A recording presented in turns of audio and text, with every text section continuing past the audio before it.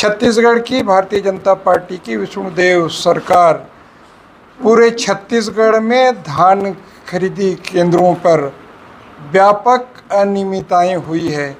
पहले महासमुंद हो चाहे कवर्धा हो, 8-8, 9-9 करोड़ की धान शॉर्टेज हुआ है। उसी तरह कोंडागांव जिले में भी जो 67 धान खरीदी केंद्रों में भी अनियमितताएं मुझे देखने को मिल रही है।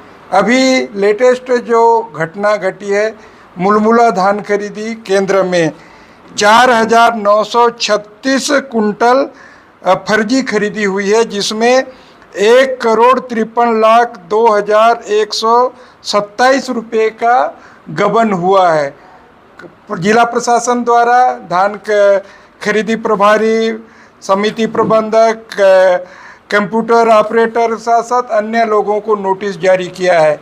मैं पूछना चाहता हूं भारतीय जनता पार्टी की विष्णुदेव सरकार से, जो सुशासन की बात करती है, ऐसे ही कई धान खरीदी केंद्रों में अनियमितता सरकार के इशारे पर, सरकार के संरक्षण में, स्थानीय जनप्रतिनिधियों और भारतीय जनता पार्टी के नेताओं के संरक्षण में हुआ है।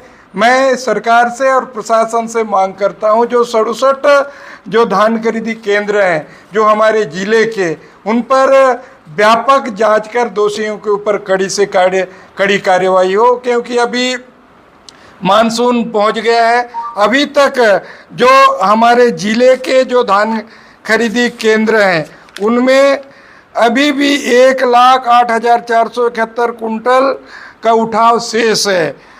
इसका मतलब साफ है, अभी बरसात आने के बाद धान पानी में भीग जाएगा, उससे जनता का पैसा और इस प्रदेश का जनता का पैसा बर्बाद होगा। तो सरकार से हम मांग करते हैं कि दोषियों के ऊपर कड़ी से कड़ी कार्रवाई हो, और जो 67 जो खरीदी केंद्र हैं उसमें मतलब व्यापक जांच हो, दोषियों के ऊपर कार्रवाई हो। क्योंकि एक जो मिलर्स हैं, जो डीओ कटा है, डीओ कटने के बाद जब धान खरीदी केंद्र में जाते हैं तो वहाँ धान 4,936 कुंटल वहाँ है ही नहीं।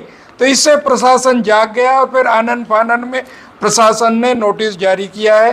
तो सरकार को और प्रशासन को तत्काल कार्रवाई हो और जांच हो, ये हमारी मांग है। क्या आपको लगता है कि इतना बड़ा घोटाला हुआ है लगभग 1.5 करोड़ का, कि खाली ये कंप्यूटर ऑपरेटर और बारदाना प्रभारी, खरीदी प्रभारी यही शामिल है, या इसमें और भी?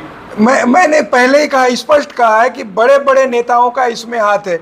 उतने छोटे कर्मचारियों को इतना हिम्मत नहीं होता कि मतलब 1.5 करोड़ की राशि गबन करें, और एक खरीदी केंद्र में इसमें बड़े बड़े जनप्रतिनिधि सरकार के में बैठे लोगों का इसमें हाथ है। और हमें लगता है पूरे धान खरीदी केंद्रों, हमारे जिले के 67 धान खरीदी केंद्रों में जांच हो और दोषियों के ऊपर, जो भी दोषी हैं, क्योंकि इतना हिम्मत नहीं होता छोटे छोटे कर्मचारियों का। अब मैं धन्यवाद भी देना चाहता हूं मीडिया के साथियों को, आपके माध्यम से भी हमें जानकारी मिली कि इतना बड़ा घोटाला एक धान खरीदी केंद्र में हुआ है। तो बाकी जो बचे धान खरीदी केंद्रों के भी जांच हो, हम शासन से और सरकार प्रशासन से भी मांग करते हैं।